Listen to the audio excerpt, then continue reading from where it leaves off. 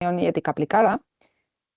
Y es un grupo de investigación pues, que hasta ahora, bueno, hemos ido desarrollando proyectos, etcétera, pero es verdad que hemos trabajado un poquito más, vamos a decir así, de puertas adentro, ¿no?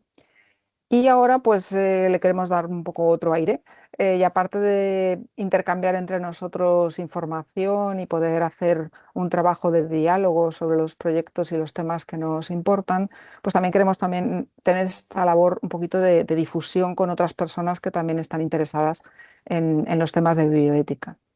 Y bueno, pues en este caso comienza Cristina Murano, que es un miembro de ese grupo de investigación y que va a ser nuestra ponente de hoy. Cristina es investigadora Ramón y Cajal en el Departamento de Filosofía y Sociedad de la Universidad Complutense. Ella nos contará un poco, pero su trayectoria, bueno, pues es bastante internacional, con un gran desarrollo, dedicada pues a temas de investigación biomédica, innovación biomédica, también metodologías en bioética y el tema del que hoy nos va a hablar un poquito, que es la ética y la infancia. Y de hecho, el título de su intervención de hoy, que conocéis, es Ampliar la ética de la investigación clínica pediátrica, recursos epistémicos y agencia infantil. No tengo nada más que darte la palabra, Cristina, y agradecerte mucho el que quieras participar y compartir tu investigación y tu visión del asunto en un tema que no puede ser más importante y más interesante en los tiempos que corren. Así que todo tuyo. Muchas gracias. Muchísimas gracias a ti, Lidia, y a todos los asistentes. Voy a compartir el PowerPoint para poder empezar. ¿Lo veis bien? Ujú, sí. Lo vemos. Ok, perfecto. Como os decía, me da muchísima ilusión presentar hoy porque voy a presentar una investigación que llevo haciendo hace varios años y estoy un poco en la etapa final, una etapa en la cual me gustaría dar orden a las diferentes publicaciones que he hecho, a los diferentes aspectos de esta investigación que he mirado desde diferentes perspectivas, y darle un poco de coherencia. Así que vuestros comentarios y vuestras preguntas y objeciones críticas también me ayudarán muchísimo para sistematizar un poco lo que ha sido mi investigación y lo que quisieras que fuera en el futuro, porque como he ido viendo a lo largo de los años, cada investigación empieza con una pregunta, luego esta pregunta se amplía y se va transformando en otro tipo de preguntas. Y ahora estoy un poco en esta situación. Entonces, en la presentación de hoy me gustaría hacer una presentación en 4 etapas. La primera, en la cual presentaré un poco cómo entiendo yo la ética de la investigación clínica pediátrica. Luego os presentaré las herramientas de trabajo que he utilizado para llevar a cabo esta investigación y en tercera instancia os presentaré 2 aspectos que me han llamado particularmente la atención, que son la coexistencia de diferentes recursos epistémicos que iremos definiendo y una cierta interpretación de la agencia infantil. Y por fin presentaré la que es mi propuesta, que es mejorable, por cierto, que es todavía abierta y es un esbozo de lo que me gustaría proponer. Entonces, empezamos con la ética de la investigación clínica pediátrica. Así como la he ido leyendo yo a lo largo de los años, la investigación en pediatría se centra mucho en el debate sobre la vulnerabilidad, si los niños son vulnerables, en qué medida son vulnerables, si es necesario protegerles, cómo se le puede pedir asentimiento, además de pedir consentimiento a los padres y sobre todo en toda investigación biomédica, pero sobre todo en la investigación con niños, se hace mucho la pregunta de un balance entre riesgos y beneficios.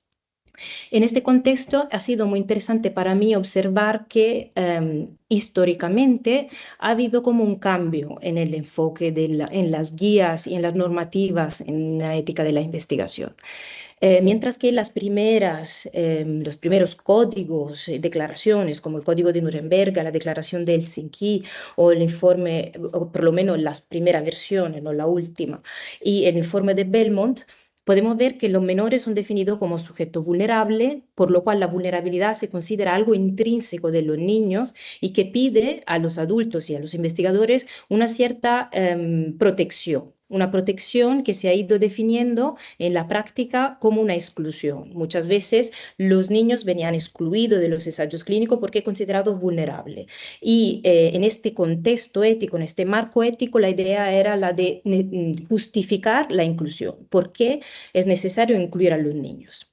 Esto luego ha ido un poco cambiando y a principios de los años 2000, tras un debate en la comunidad médica y científica, se ha ido definiendo la idea de que en realidad no son solo los menores sujetos vulnerables, sino que la población pediátrica en su conjunto es vulnerable y el hecho de no tener evidencia científica sobre la eficacia y la efectividad de los medicamentos constituye un problema de salud pública, por lo cual, a través de legislaciones tanto europeas como norteamericanas, europeas sobre todo la regulación pediátrica europea que ha definido el plan de investigación pediátrico como una obligación de los investigadores de justificar por qué los niños no deberían ser incluidos en investigaciones que sí se llevan a cabo en pacientes. Aquí vemos que la protección de los niños se entiende como una inclusión. Y esta visión se ha ido definiendo aún más en los últimos años y se ha ido perfilando otro tipo de inclusión en los niños en la investigación. Entonces, los niños y menores se ven como colaboradores en la investigación y hay cada vez más pautas éticas que recomiendan la participación activa de los menores en las diferentes etapas de la investigación biomédica como co-investigadores, como pacientes expertos, como personas que tienen una voz, que deberían tener una voz. Para clarificar mi uso de los términos, aquí estoy hablando de población pediátrica, a veces hablo de niños, a veces de menores, porque efectivamente cuando hablo de niños hablo de personas que tienen menos de 18 años, como establecido por la regulación internacional predominante, pero veremos que es una categoría abierta, que hay muchas nuances, que hay muchas diferencias y que no deberían ser concebidas estas categorías como estrictamente ligadas a la edad. Pero esto lo veremos un poco más adelante. Lo que es importante ahora es pensar que efectivamente desde al final de los años 90 los niños y los menores de edad habían sido definidos como orfanoterapéuticos por la falta de datos y de evidencia científica de muchos medicamentos sobre la eficacia que tenían por el metabolismo y las diferencias biológicas y genéticas que pueden tener los niños con respecto a los adultos. Y inicialmente ha habido la idea de fortalecer la participación de los niños como voluntarios, pero hoy en día cuando se habla de implicación y no solo como participación, se consideran los niños tanto como ciudadanos, cuanto como consumidores, como colaboradores y co-investigadores en la investigación biomédica. De hecho, aquí os propongo una imagen de un grupo de niños, un grupo asesores de niños que se llama Kids Barcelona y que trabaja en el Hospital de Barcelona. También existe uno en Madrid que se llama Kids Madrid. Son grupos de niños que trabajan en unidades de investigación clínicas, eh, trabajan, colaboran y aportan sus opiniones sobre ciertos aspectos de las investigaciones que vienen llevadas a cabo en estas unidades. Ahora bien, yo leyendo todas estas investigaciones siempre me ha fascinado la idea de ampliar la investigaciones, la participación a diferentes sujetos, pero también he empezado a preguntarme cómo esta ampliación de la participación se puede llevar a cabo de una manera auténtica y no solo de manera tokenística, digamos, de manera ficticia o para rellenar una lista de cosas que hay que hacer y decir que se implican los niños. Y en términos filosóficos, he pensado mucho en términos de injusticia epistémica. La injusticia epistémica es un concepto que ha sido propuesto por una filósofa inglesa, Miranda Fricker, que lo define como una injusticia que se produce cuando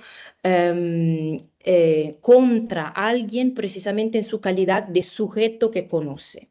Miranda Friger propone dos ejemplos de injusticias epistémicas, una que define como injusticia testimonial y una que define como injusticia hermenéutica. La injusticia testimonial se produce cuando un oyente otorga un déficit de credibilidad a un hablante. Entonces estamos hablando en términos epistémicos. Un ejemplo, el ejemplo clásico de Fricker es el de un caso en el cual un policía otorga un déficit de credibilidad a un testimonio de una persona que pertenece a una minoría étnica o racial. Por ejemplo, una persona de color puede tener menos credibilidad o puede ser atribuida menos credibilidad por un agente de policía por el mero hecho de ser una persona de color. La injusticia epistémica se define en vez como algo que ocurre cuando hay una brecha entre los recursos de interpretación colectivos en términos de concepto o lenguaje que impide a alguien comprender o comunicar su propia experiencia social. El ejemplo que aporta Miranda Fricker en este caso es el ejemplo de una mujer que se encontraba en la situación de haber vivido un acoso sexual en un contexto, en una sociedad donde el concepto mismo de acoso sexual no había sido hecho público y no había sido difundido públicamente. Entonces, en este caso, la persona se encuentra en una situación en la cual no tiene el concepto, no tiene las palabras para poder expresar la injusticia a la cual ha sido sujeta. ¿Por qué estoy hablando de este concepto de injusticia epistémica? Porque muchos estudios han efectivamente hablado de la injusticia epistémica en ámbito clínico, en el cual el paciente, al ser una persona enferma, muchas veces se comunica con recursos hermenéuticos y epistémicos diferentes con respecto a los de los profesionales. Y a veces para los profesionales de las instituciones es difícil entender este tipo de comunicaciones, estos tipos de testimonios que los pacientes suelen dar. Y a veces esos testimonios, por no ser estereotípicamente racionales y por ser definido por otras circunstancias y ser muchas veces emotivos, a veces se descartan como irrelevantes, confusos o poco útiles. El caso de los niños, particularmente llamativo, pensando en términos de injusticia epistémica, y Heather Carroll, una fenomenóloga inglesa, ya lo ha estudiado en un par de escritos y efectivamente lo define como una injusticia que se ejerce en ámbito clínico contra los niños porque los niños se consideran como vulnerables y entonces sus voces serían inmaduras y muchas veces se descartan por asumir enfoques paternalistas a veces de manera implícita o explícita. Entonces, teniendo en cuenta esta concepción de la ética pediátrica y poniéndola en contexto también de la injusticia epistémica en el marco de un contexto clínico, yo me pregunto, muy bien, queremos implicar a los niños, lo queremos implicar no solo como voluntarios de ensayo, sino como actores, co-investigadores, pero en el debate de la ética de la investigación, particularmente pediátrica. ¿Qué herramientas tenemos, qué concepto tenemos para considerar a los menores de edad como sujetos morales y políticos? Y sobre todo, una vez que hemos identificado cuáles son las limitaciones presentes en el debate de ética de la investigación, me pregunto cuáles son los elementos que sería necesario tener en cuenta para superar estas limitaciones. Ahora bien, presentado el panorama, un poco el contexto de mi investigación, creo que es necesario también presentarlos un poco más en detalle cuáles han sido las herramientas de trabajo que yo he utilizado. Y eso lo hago porque desde mi doctorado en Suecia y en Francia he llevado a cabo una serie de reflexiones sobre la metodología en bioética y diferentes herramientas que los bioéticos tienen para hacer trabajos interdisciplinarios. En mi caso, en un primer momento me he acercado a la bioética empírica, pero me he dado cuenta que este tipo de investigación y por lo menos lo que pretende la escuela de Bristol que es una de las predominantes en la teorización de la bioética empírica, es proponer un enfoque de trabajos que utilizan metodología cualitativa para responder a una pregunta normativa. En mi caso, en realidad, yo no tenía una pregunta normativa en cuanto tal, una pregunta bioética normativa tradicional. Yo tenía más bien una serie de preguntas filosóficas sobre el papel de los niños en contexto biomédico y de investigación biomédica. Por eso me he identificado más con la filosofía empírica. La filosofía empírica es una corriente, una metodología, un enfoque epistemológico propuesto mayoritariamente por una filósofa holandesa que se llama Anne-Marie Moll y que ella define como algo que se ha desarrollado a partir de los años 80 en Holanda y básicamente y de manera muy restrictiva que por término de tiempo voy a definir así, que pero me encantaría discutir con vosotros durante el tiempo de la discusión, ella lo define como un enfoque filosófico que utiliza metodologías cualitativas de las ciencias sociales. Y esto me interesa mucho porque, apasionada por las narrativas, por conocer el punto de vista de las personas, a mí me interesaba ir a conocer los actores, las personas, escucharlas, hablar con ellas. Y entonces he hecho un trabajo cualitativo, he llevado a cabo entrevistas y observaciones etnográficas, pero también he adoptado un poco de enfoque de bioética crítica, definida como un enfoque en el cual la filosofía y las ciencias sociales como disciplina dialogan entre ellas sin un marco disciplinario estricto y en el cual puede haber un intercambio no solo de metodología, entonces no solo utilizar la metodología de las ciencias sociales, sino también teórico. Y eso sobre todo lo he hecho en el ámbito de la filosofía de la infancia y la sociología de la infancia, que es un ámbito en el cual efectivamente las preguntas se solapan un poco. Y me cuesta mucho hacer una diferencia entre lo que es sociología y filosofía en este ámbito, como veremos en un momento.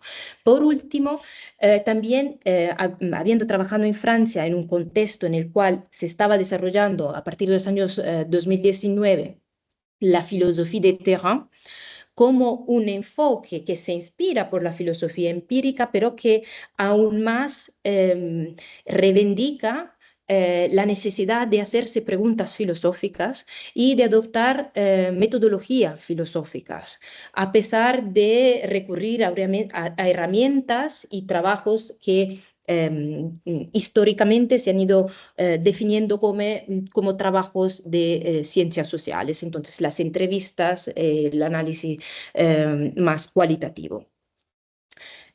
A partir de este marco epistemológico, metodológico, también yo tenía al principio de mi investigación un fuerte marco teórico, un marco teórico que ha sido influenciado por la ética del cuidado, una rama de la filosofía influyente también en la bioética, en el cual es muy importante la dimensión relacional, la dimensión de la interdependencia, la dimensión del preguntarse qué es la vulnerabilidad, si es algo que tiene que ver con una persona o un grupo de personas en particular por un contexto de vida específico, si tiene que ver con el estado de vida de las personas en cuanto humanas y al mismo tiempo un debate, un fuerte interés por ampliar las cuestiones bioéticas no solo al ámbito clínico, sino que al ámbito también social, cultural, político y de manera más amplia que de una mirada al medio ambiente entendido en términos de medio ambiente no solo como ambiente físico, sino que ambiente de existencia de la persona. Y por fin, lo que ya he mencionado, las preguntas de la filosofía y la sociología de la infancia acerca de qué es un niño, cómo se define un niño, cómo se le puede atribuir agencia a un niño, cómo se le puede atribuir autonomía a un niño, cómo se le puede escuchar a un niño, este tipo de preguntas también las tenía muy presentes y he considerado desde el principio que fueran las prioridades temáticas y teóricas de mi investigación. Como os decía, mi investigación tiene un recorrido muy largo. Ya llevo varios años trabajando en ella por esta arquitectura metodológica bastante empeñativa que se ha desarrollado en términos de trabajo cualitativo en un hospital en el cual he llevado a cabo una beca Marie Curie de 2 años, un hospital en la Comunidad de Madrid, un hospital público, donde he llevado a cabo observación etnográfica por 9 meses y 23 entrevistas de una duración de 30 minutos a 1 hora y media de tiempo. Por cierto, antes de empezar esta investigación, he tenido que pedir una aprobación al Comité de Ética de Investigación del hospital en el cual yo misma era empleada como postdoctorante. En este estudio finalmente he incluido a diferentes tipos de ensayos clínicos porque quería tener una visión que no fuera ligada a una sola patología, sino que a diferentes tipos de participación en el ensayo clínico. He podido entrevistar a 9 adolescentes de 12 a 17 años, a sus madres, solo a un padre, por eso me refiero a las madres en este contexto, y a profesionales, y en particular me interesaba hablar con las enfermeras y con los investigadores que llevaban a cabo las investigaciones clínicas. Los ensayos que han sido incluidos al final han sido los de la vacuna contra la COVID-19, ensayos de dermatología, dermatitis atópica, psoriasis, hemofilia y síndrome de sobrecrecimiento. Entonces, como podéis ver, para la vacuna contra el COVID-19 los participantes eran participantes sanos. En el caso de la dermatología, participantes adolescentes con enfermedades crónicas de la piel, que sobre todo se manifiestan en brotes y mucho malestar a nivel dérmico. Y en la hemofilia y la síndrome de sobrecrecimiento son dos enfermedades raras, una que tiene que ver la hemofilia con la coagulación, con un problema de coagulación de la sangre, eh, y es una mala enfermedad genética que sobre todo se transmite y es sintomática en los varones, y la síndrome de sobrecrecimiento, que también es una enfermedad genética que consiste en el sobrecrecimiento lipídico de una parte del cuerpo de manera descontrolada. Entonces, por ejemplo, un niño que he entrevistado tenía una mano muy grande, otro tenía una pierna muy grande, y por el cual se estaba investigando entonces un tratamiento, bueno, que ha sido utilizado en mujeres con cáncer de mama y que parecía ser prometedor para poder evitar a los niños de ser sotopuestos a intervenciones quirúrgicas y simplemente utilizar un fármaco para reducir el tamaño de la dimensión de este crecimiento, que obviamente también comportaba otros tipos de disabilidades y comorbilidades en la vida de los niños afectados por esta síndrome. Muy bien, os he presentado el problema de la investigación, la metodología. Ahora os quiero presentar ya cuáles han sido mis resultados, o por lo menos la lectura que yo le he dado a diferentes testimonios que los participantes han compartido conmigo. Y estos resultados tienen que ver en primera instancia con los recursos epistémicos. Os decía al principio que me parece fascinante implicar a los niños, pero ¿cómo de verdad los clínicos, los investigadores clínicos, los padres y los mismos menores entienden eso? ¿Cómo se entiende la infancia? ¿Cómo se entiende la infancia en un ensayo clínico? Y lo que he podido ver a través del corpus de entrevista que he llevado a cabo, es que por lo menos hay 4 maneras en las cuales los niños han sido concebidos por estas personas que yo he entrevistado. Y estas maneras muchas veces parecen ser coexistentes en el ámbito clínico. Vamos a por la primera. La primera, muy a mi sorpresa, ha sido la de entender a los niños como propiedad de los padres. Aquí os propongo dos citas de las entrevistas, una de la madre, la en verde de la madre, la en rojo del hijo que participaba a un ensayo clínico para estudiar la vacuna contra la COVID, entonces un adolescente sano de 16 años. Y al momento de preguntarle cómo ha sido la toma de decisión sobre la participación o no al ensayo en un contexto pandémico, la madre me contesta muy claramente y sin sin, digamos, sin ningún tipo de citación, que, su hijo no había tenido ningún tipo de elección, que ella sabía que no se había leído el consentimiento informado, que no tenía mucha información sobre el ensayo, pero no era importante porque lo importante al final era que ella había decidido por él, porque su marido también había participado en el mismo ensayo, y pensaba que fuera la cosa mejor por hacer.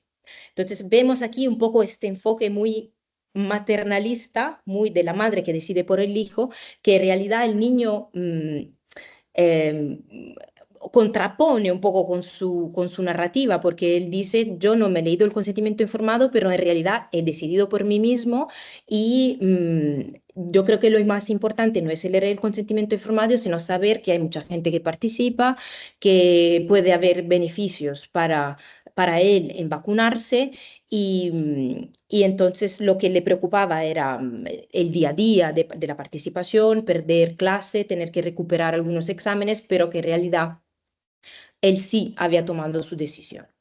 Pero bien, centrámonos por un momento en esta interpretación de que es un menor. Y esta idea de la propiedad de los niños, de los niños como propiedad de los padres, es en realidad en nuestras sociedades occidentales una idea muy antigua que se puede reconducir a la visión de Aristóteles que propone la Ética Nicómaco, con libro quinto, en el cual efectivamente dice que aunque no sea exactamente algo que se pueda poseer, el niño es una prolongación del padre. Y Aristóteles mismo compara el padre, compara tener un hijo a la soberanía que un hombre tiene sobre sus bienes. Y también dice que los hijos pertenecen a sus padres como un diente, el pelo o cualquier otra pertenencia. Efectivamente, en los estudios sobre la infancia y la filosofía de la infancia recurre mucho esta idea de la propiedad de los padres, de que esta idea se refiera un poco a la idea originaria de Aristóteles. Pero tenemos que decir que Aristóteles nunca llega tanto como, como Robert Filmer, que en su concepción del gobierno, de una monarquía absoluta, se hace sobre una metáfora del padre e hijo y que ve la sumisión del hijo al padre como algo que tiene que durar toda la vida, que es algo que no va a cambiar. En realidad, Aristóteles, como también muchos otros filósofos, sí ven que en algún momento el niño asumirá independencia. Y esta es un poco la segunda concepción de la infancia que yo también he visto reflejada en los testimonios que he podido recolectar. Y en el caso de Tony, la madre efectivamente parece tener un entendimiento del niño como una persona en devenir, como una persona que se acerca a los 18 años y que por tanto tiene derecho a participar en la toma de decisiones y también ha contribuido a la discusión. Él mismo confirma un poco esta visión, aunque a su manera. Él dice, yo he participado a la toma de decisiones, pero a mí no me importaba mucho de qué iba el ensayo en términos técnicos, lo que me importaba era más bien mi implicación, cuántas veces tenía que ir a Madrid, porque además no vivía en la comunidad, y la cantidad de tiempo que él tenía que aportar y de esfuerzo que tenía que aportar a este ensayo clínico. Y entonces volvemos un poco a Aristóteles, porque es verdad que a partir de ahí y en los siglos tenemos como sociedad occidental un poco esta idea de que el niño sea una persona que en alguna edad logrará su independencia.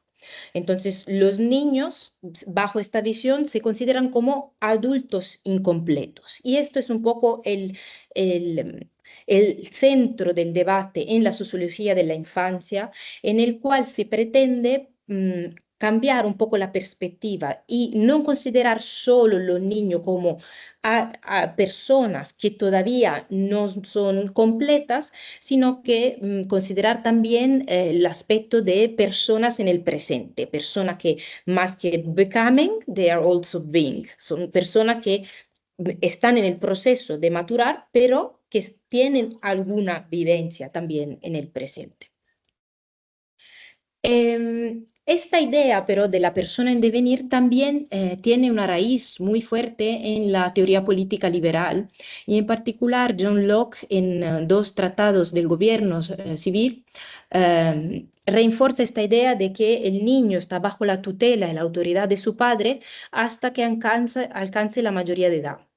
A partir de entonces, un hombre libre, con libertad para elegir para qué gobierno desea vivir y qué comunidad política desea unirse. En esta concepción liberal, efectivamente se hace énfasis en la racionalidad y en la autonomía. Entonces, los niños luego se volverán adultos de la misma manera en la cual la teoría política liberal concibe los adultos, personas racionales, autónomas, que pueden definir sin influencias externas por su vida y por lo que afecta a su vida. Hay un otro sentido, pero en el cual los niños se consideran personas en devenir.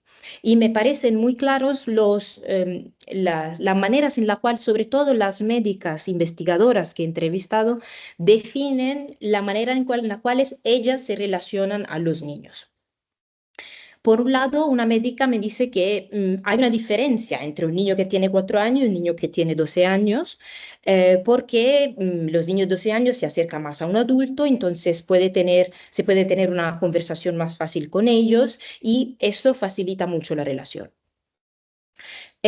Otra médica, teniendo en cuenta esta cosa de que el niño es un ser en devenir, directamente dice que con el niño ella no habla, no le explica de qué va la investigación, porque lo importante es explicárselo a los padres y además porque los niños no hacen muchas preguntas, que a lo mejor a partir de los 13, 14 años sí, pero menos de 12 años no ve por qué deberían ser implicados.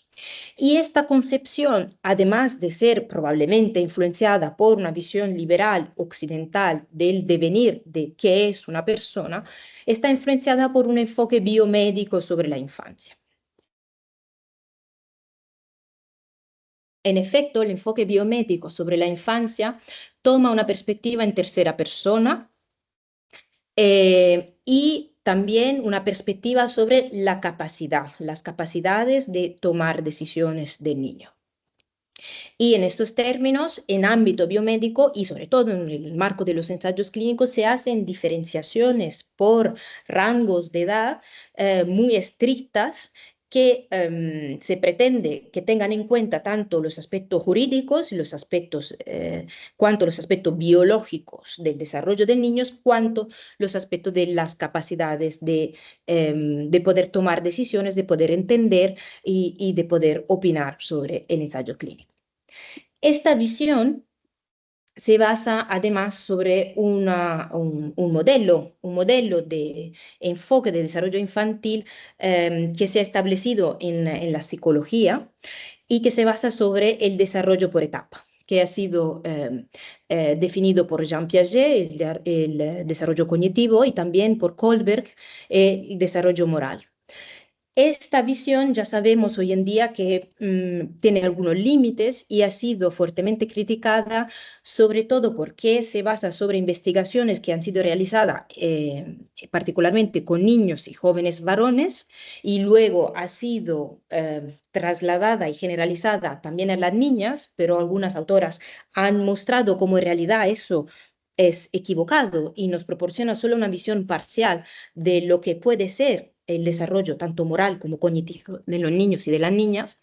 Y además se basa sobre investigación que son etnocéntrica y clasista porque se han basado sobre sujetos pertenecientes a grupos predominantes y en este sentido todavía se basa sobre una perspectiva en tercera persona, la perspectiva del médico psicólogo que intende definir qué es un niño y cómo se desarrolla un niño sin tomar en cuenta la perspectiva de los niños.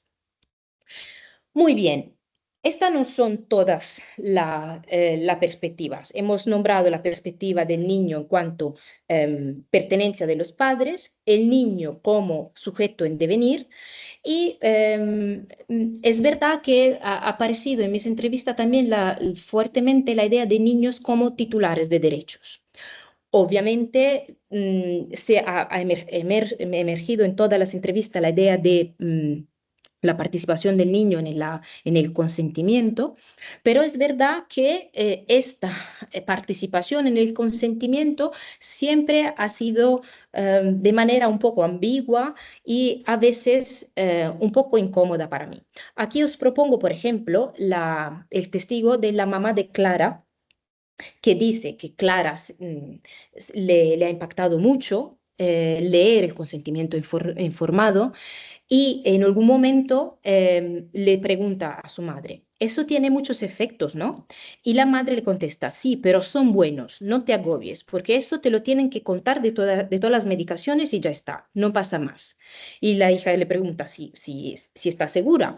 Y como la madre refuerza esta respuesta, eh, la hija al final dice que sí, que sigue queriendo participar a pesar de sus inquietudes, que ella misma comparte conmigo diciendo que el consentimiento informado estaba muy complicado, le parecía algo muy real, que le ha impactado bastante y que no entendía hasta el final. Lo que estoy intentando mostrar con esta cita no es tanto y solo que efectivamente de manera formal Clara tiene el derecho de asentir a esta investigación en cuanto a adolescente de 15 años. Pero la manera en la que este consentimiento se hace, vemos que es fuertemente influenciada por la intervención de la madre que intenta tranquilizarla y asegurarla que todo irá bien, a pesar de que ella misma no puede saber cuál será el resultado de la investigación. Pero bueno, es verdad que los niños se consideran cada vez como sujetos de derecho en la teoría política y moral. Su estatus a nivel social ha cambiado fundamentalmente porque los derechos nos han permitido concebirlos como fines en sí mismos y no como medios. Efectivamente, en el papel y a nivel jurídico, los niños tienen mayores posibilidad de reclamación de derechos sociales y económicos y también de derechos civiles, y es verdad que los podemos considerar como ciudadanos. Pero lo que muestra el testigo de la madre de Clara y de Clara misma es que esta idea de derechos universales y abstracta tiene unos límites. Tienen un límite porque, por ejemplo, en la Convención sobre los Derechos del Niño de 1989 se reivindican los derechos a la provisión y a la protección. Pero estos derechos, a pesar de ser intrínsecamente de los niños, no modifican una situación de relación de autoridad entre los adultos y los niños. Y al mismo tiempo, el derecho a la autonomía sigue conceptualizando al individuo como un ser abstracto, en términos atomístico, en términos de capacidad de decidir sin la intervención de nadie más por su vida y por sus prioridades. Y de esta manera, la énfasis en los derechos tiene el riesgo de subordinar la esfera privada, la esfera del cuidado y la dependencia a algo que haría hincapié en la esfera pública y una autonomía del sujeto abstracto e individual. Es verdad que esto no es siempre así y que el discurso sobre los derechos, a pesar de ser problemático, no impide de que haya otra perspectiva sobre la infancia, que es una perspectiva de entender los menores como agentes. Las enfermeras, en la mayoría de los casos de mis entrevistas, son las que han aportado esta visión de la manera más clara.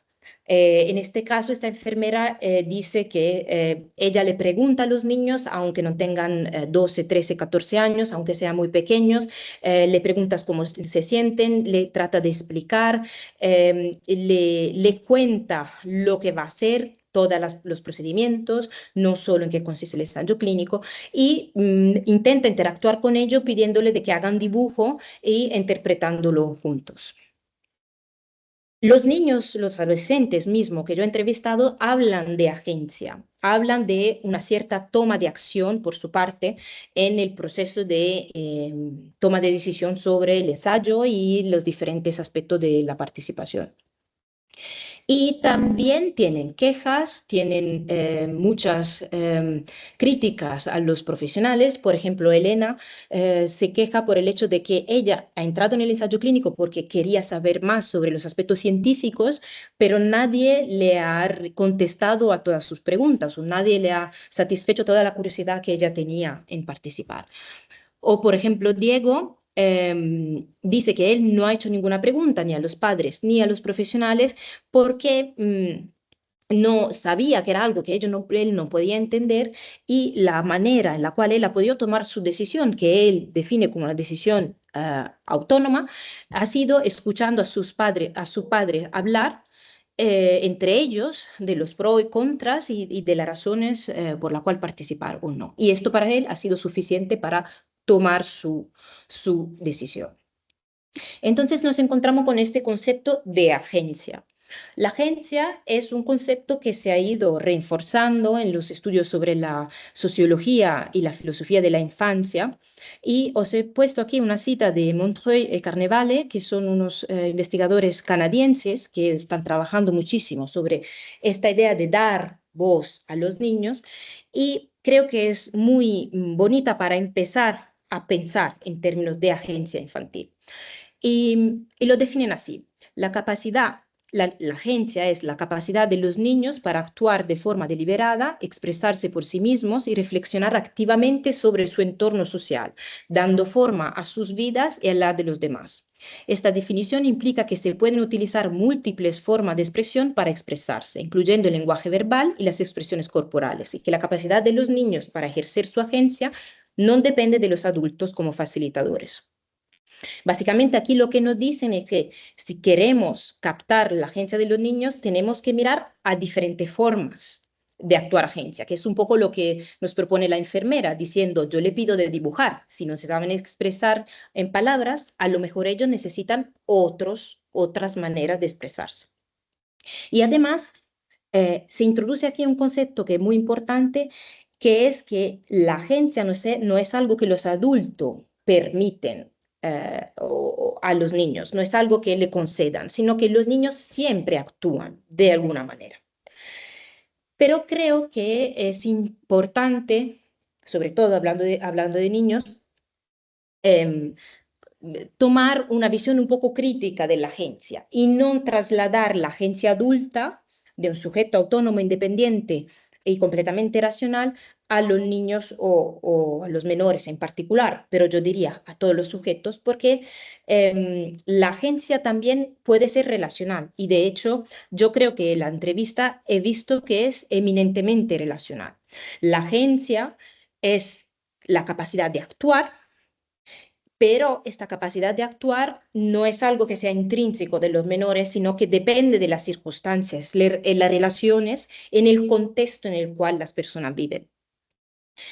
Y en este contexto, bajo una visión de la agencia relacional, la vulnerabilidad no es algo que impida la acción, sino que la vulnerabilidad es la manera, es el principio para conceptualizar la agencia. O sea, que es los niños enfermos que participan en ensayo clínico son agentes porque empiezan de una condición de vulnerabilidad. Y esta vulnerabilidad es lo que permite cierto tipo de acciones.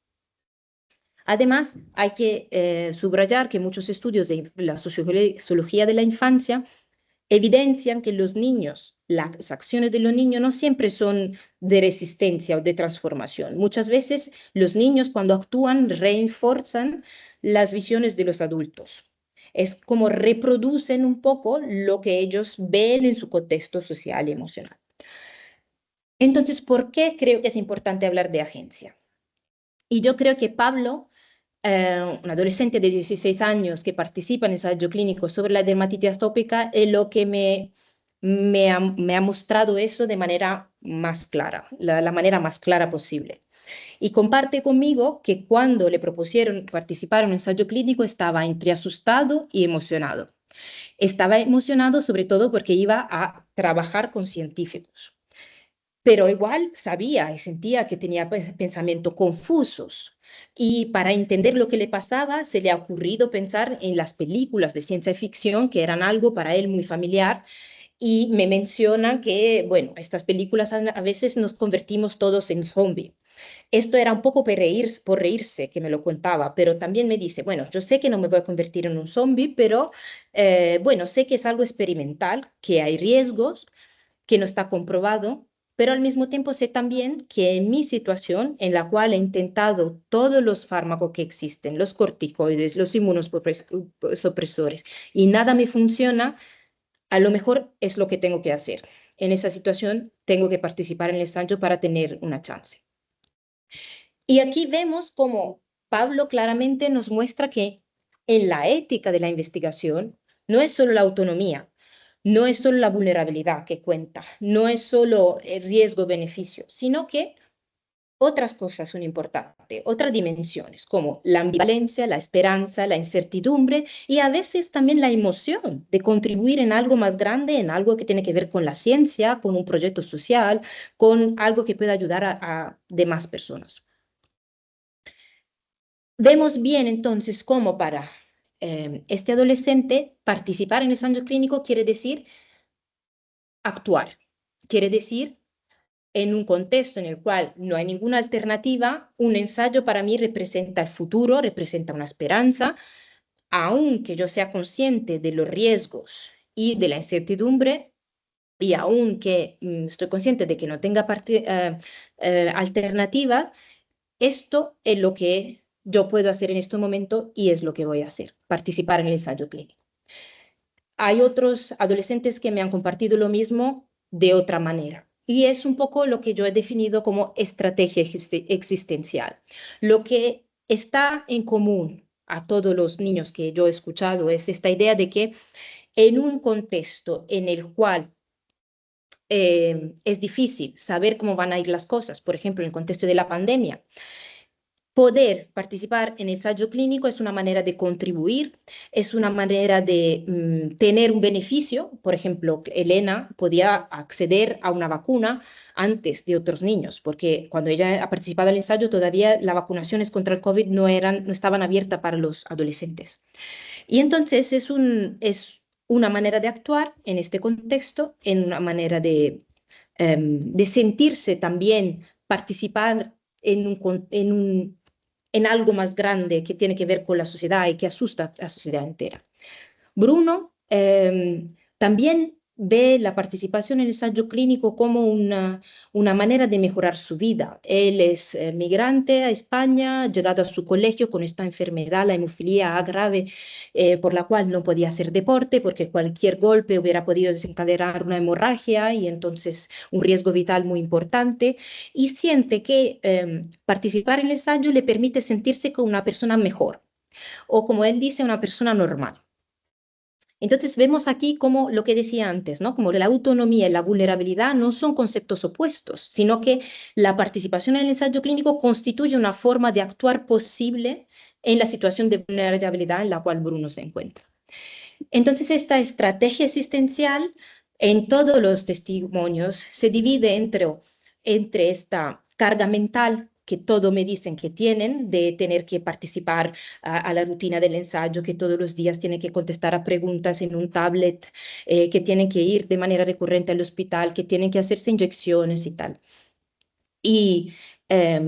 Pero esta carga mental, esta disciplina, esta rutina se integran en una estrategia existencial en la cual cada uno de estos adolescentes que yo he entrevistado tiene un proyecto concreto. Bruno, por ejemplo, quiere decir el número de reducciones para la hemofilia. Antes se tenía que hacer inyecciones 3 veces a la semana, en este ensayo solo se lo hace una vez. y para él le parece una ganancia, una mejora de calidad de vida.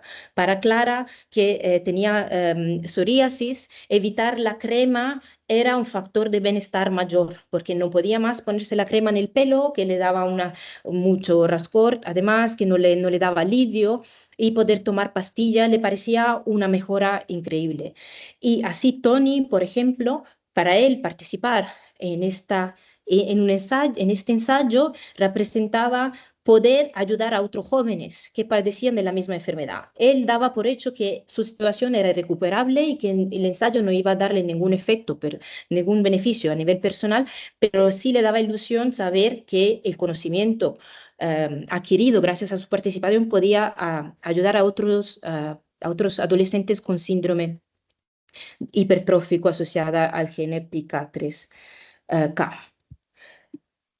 Voy hacia la conclusión. Estas estrategias existenciales se manifiestan en una situación de negociaciones. Es verdad que los niños, desde que entran, estos adolescentes, desde que entran al ensayo, tienen muy presentes cuáles son su proyecto de vidas y con los profesionales y con los padres intentan negociar condiciones de participación, citas, cuando nos venga bien con las vacaciones de verano o si puedo hacer una pausa durante el intercambio a Estados Unidos y luego volver a tomar el mismo medicamento. Y también eh, intentan limitar la carga mental que ellos sienten en esta participación, delegando tareas y pidiendo que lo hagan las madres, los padres o los cuidadores. Estas negociaciones se hacen de diferentes maneras dependiendo de la personalidad del adolescente y del ensayo clínico al cual participan. Y siempre se hace de manera muy consciente. Cuando Antonio no lee el consentimiento informado, no es porque no quiere tomar una decisión como su madre piensa, sino que no lo lee porque no le interesa, porque él cree que la prioridad va en otras cosas. Elena está interesada en los aspectos científicos del ensayo y ella quiere negociar con los científicos para que ellos le enseñen algo. Ella quiere ser médica.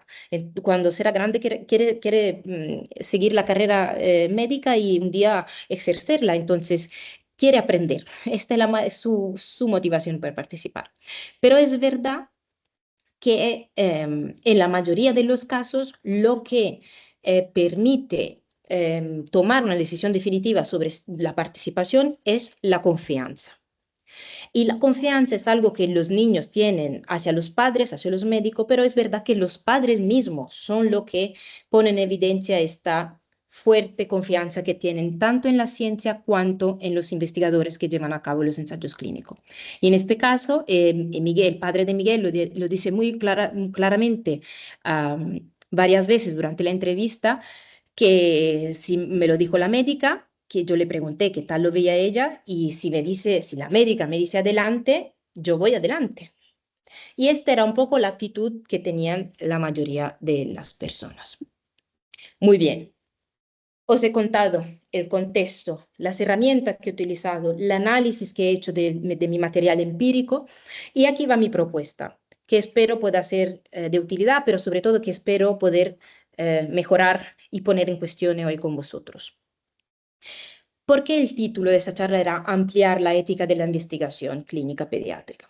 Porque, como os he dicho al principio, la ética pediátrica hasta ahora, la ética de la investigación pediátrica hasta ahora se ha centrado mucho en la vulnerabilidad, la protección, la autonomía, balance, riesgo y beneficio.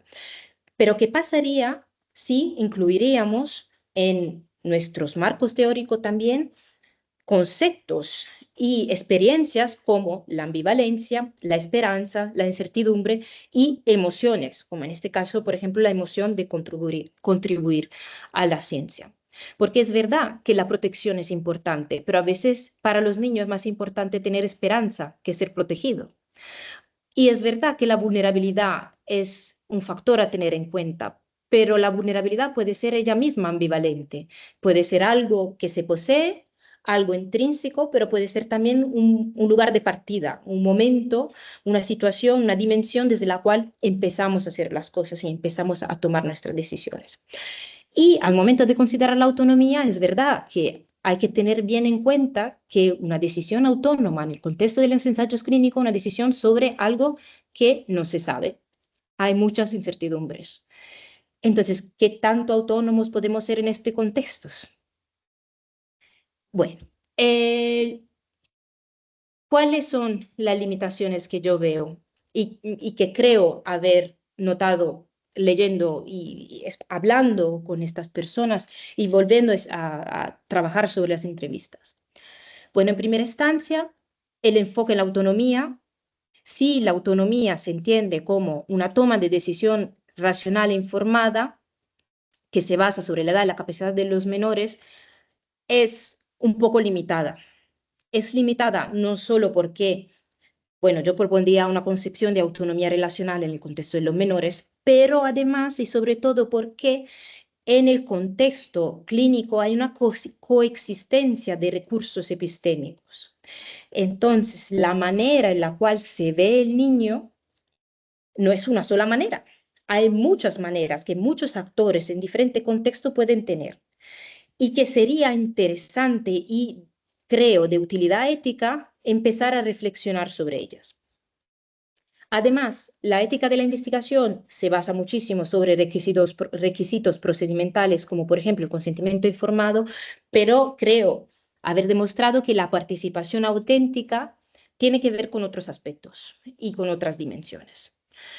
Además, la comunicación que se pueda aportar en el momento de pedir consentimiento informado, aunque sea un proceso y no solo un momento puntual, hay que tener en cuenta que la decisión que se toma no tiene que ver solo con la información, no tiene que ver solo con lo que está escrito o con lo que se dice, sino que tiene que ver también con cómo se dice, quién lo dice, cuáles son las emociones, cuáles son las alternativas que se tienen al momento de tomar la decisión. Entonces, esta es de verdad la última slide y yo creo que para ampliar la ética de la investigación pediátrica sería importante hacer hincapié en la ética y no solo en el derecho, y entonces tomar en cuenta comunicaciones, diferentes formas de comunicaciones, la dimensión existencial, la confianza y otro tipo de emociones.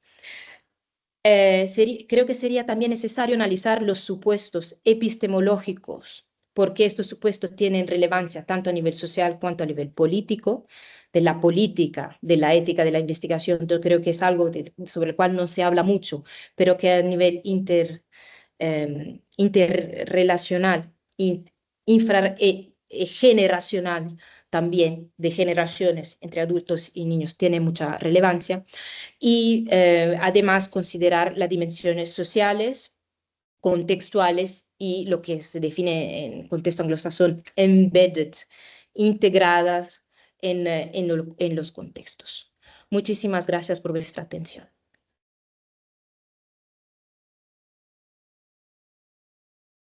Pues muchas gracias, Cristina. Muy interesante. Yo creo que hay muchísimas cosas que podemos dialogar y desde luego yo creo que es un ejemplo y creo que hay que darte la enhorabuena de rigor metodológico en una investigación que desde luego no es fácil, ¿no? Porque también aborda pues, un tema en el cual hay sus resistencias, etcétera, ¿no? O sea que en esa parte creo que fenomenal, ¿no? Gracias. Bueno, tenemos ahora un ratito.